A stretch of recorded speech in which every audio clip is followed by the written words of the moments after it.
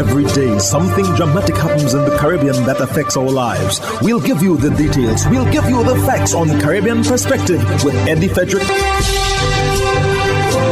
Here's Eddie Frederick. So glad you can join us. Economic impact on the recent strike at the Bahamas airport expected to be significant. This story takes the lead in today's edition of Caribbean Perspective for Thursday, 21st July 2022. Details when we return. The hurricane season is now upon us, so we as Caribbean people need to remember to think safety and be prepared. Avoid venturing outside during a storm or hurricane, especially if there are strong winds. Rooftops and other debris are often blown about and can cause great damage.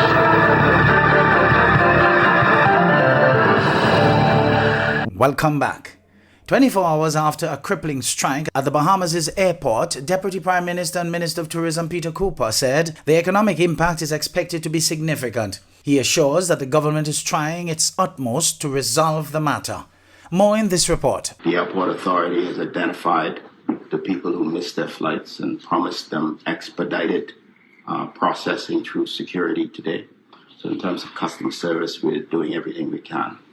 The overall economic impact of yesterday's action is perhaps a significant number, given that many people missed flights, given the impact on the jurisdiction, our reputation, whether it discouraged passengers from coming.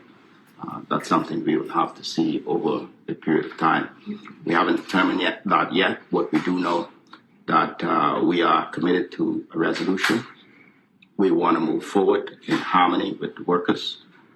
We are a government and administration that's labor-friendly. We consistently say that.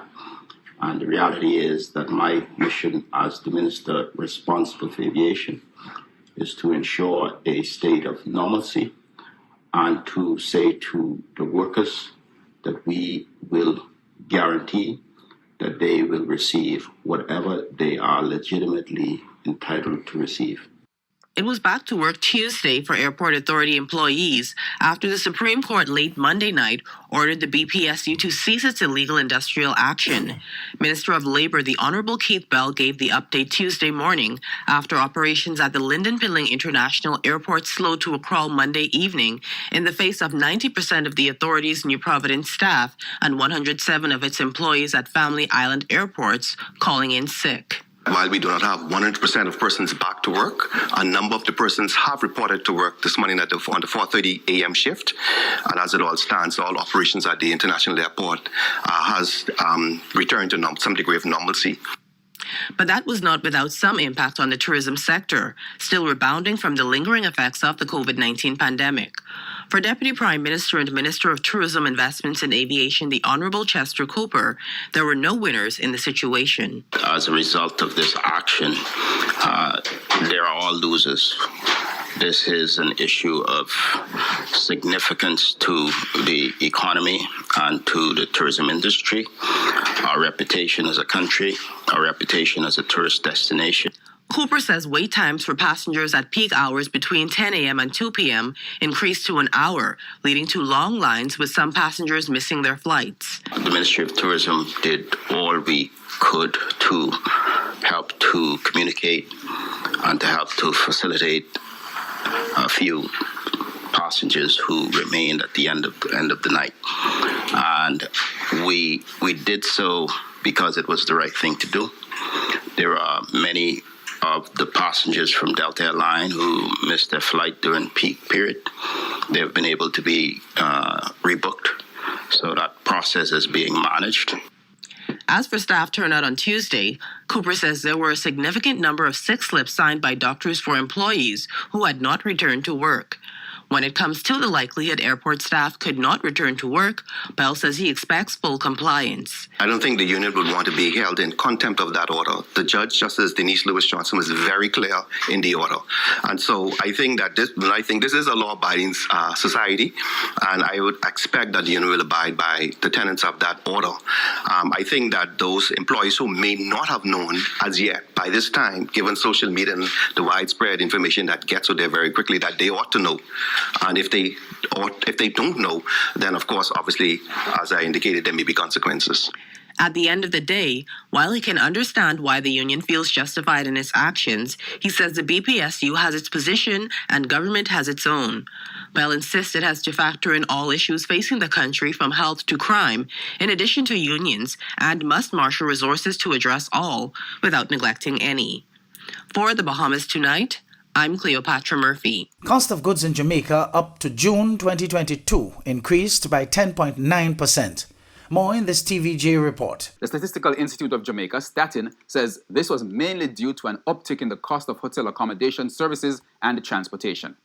The main contributors to this upward movement were the division's food and non-alcoholic beverages, which went up by 13.7%, transport went up by 15.6%, and restaurants and accommodation services increased by 22.4%. The increase in the index for the division food and non-alcoholic beverages was due to higher prices for items within this class, cereal and cereal products, which went up by 15%, and the class meat and other parts of slaughtered animals, which went up by 20.1%. Now, the point-to-point inflation was still outside the Bank of Jamaica's target of 4 to 6%.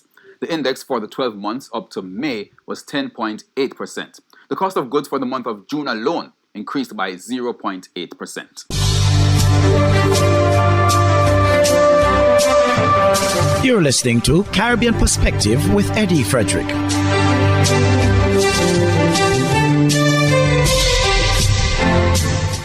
Jamaica's unemployment rate is at a record low at 6%. The labor force survey conducted by the Statistical Institute of Jamaica in April showed the unemployment rate was 6%. Carol Coy is Statin's Director General. She addressed a digital press conference today. This was 3 percentage points lower than the same quarter of 2021. The male unemployment rate fell to 4.7% from 7.5%, while the unemployment rate for females declined to 7.6% from 10.8%. The unemployment rate for youth, and here we're talking about from the age 14 to 24, was 15.5% in April 2022, which represents an 8.6 percentage point decline when compared to April 2021. The record pace at which Guyana is developing its oil and gas resources has been applauded by Chief Executive Officer of the Energy Chamber of Trinidad and Tobago, Dr. Dax Driver. With the world's transition to cleaner renewable energy approaching, he's urging Guyana to market its resources as fast as it can to maximize benefits to the people. Appearing on the latest edition of the Transforming Guyana webinar, the Energy Chamber CEO pointed out that this was the best direction for Guyana, as delayed production could result in stranded assets. For countries like Guyana and Suriname, with these massive oil resources in place and some of them transitioning into reserves and some being produced, priority has to be to fast-track development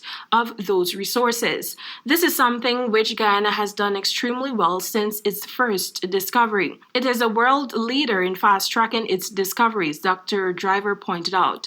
Guyana's Stabroek block operator ExxonMobil has already made over 30 significant finds totaling close to 11 billion barrels, and the country's oil and gas success will only get bigger and better.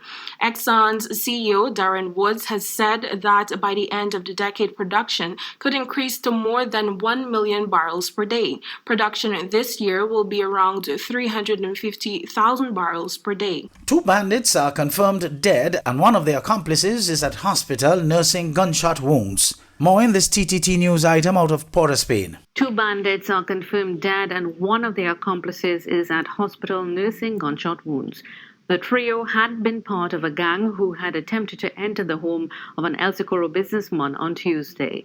According to police reports, the owner of Chan's Hardware along Chan Avenue, El Socorro Extension number 2, awoke to loud banging on his front door at around 4 a.m. The businessman told police he observed 6 persons, one armed with what looked like a gun, entering through a wooden door on the western side of the building. Police say the businessman feared for his life and that of his elderly father. He drew his licensed firearm and discharged several rounds in the direction of the intruders. 2 of the intruders were hit while the others fled the premises. The 2 injured men later succumbed to their injuries. Police officers of the Barataria police station who were on patrol responded and apprehended a 3rd suspect from the Santa Cruz district who is assisting with inquiries. A vehicle suspected to be used in the incident was also seized by the police. Still from Port of Spain, opposition leader Kamla Persad-Bissessar says the failed no-confidence vote in AG Reginald Amor by the Law Association on Friday last did not exonerate him. Speaking at a UNC's Monday night public meeting, Persad-Bissessar says less than a quarter of the nation's attorneys turned up for the debate. And those who spoke in favor of Amor, she claims, were simply singing for their supper to ensure their state briefs and state board appointments remained. TV6's reporter Cindy Raghubatika Singh has more. Of the 551 attorneys who voted in Friday's no-confidence motion in Attorney General Reginald Amor, 234 voted in favor, while 317 voted against. But even so, opposition leader Kamla Persad-Bissessar says those who turned up in person and virtually accounted for less than 20% of the nation's lawyers, indicative of an overall apathy and disinterest in the legal profession on important issues. He spent the whole week, he and his friends, begging his friends and P&M State Board appointees. They were lobbying like it was an election campaign. Many of the young lawyers who voted for Limo told us that they were forced to do so because the PNM was taking names of those who were present and they were afraid of losing their jobs. For me, it was hysterical and hilarious to see these seniors and board appointees lining up one after the other to grovel. One by one, these PNM senior councils and board members resorted to becoming grovelers and beggars to save their money train from the AG and from the government. Michael Kwamena, Speaker in favor of Limo. State Briefs 2015 to 21, $3.9 million. Gilbert Peterson, State Briefs 2015 to 2021, $10.3 million.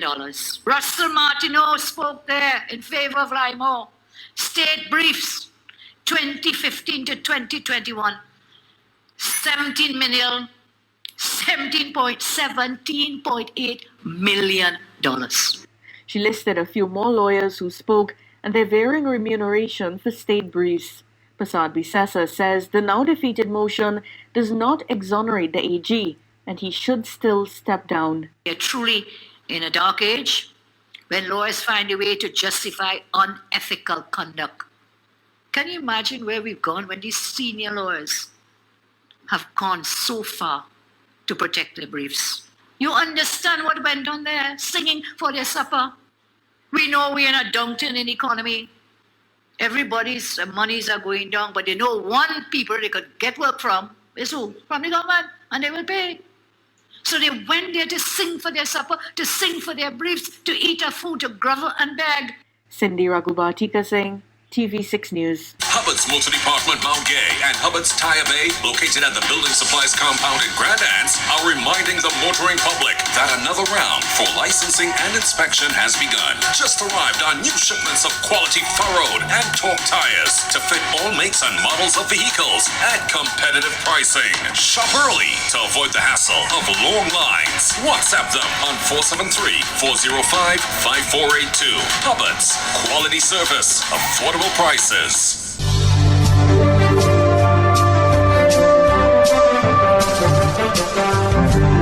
am Eddie Frederick. This has been Caribbean Perspective, a whole new approach to highlighting developments in the Caribbean.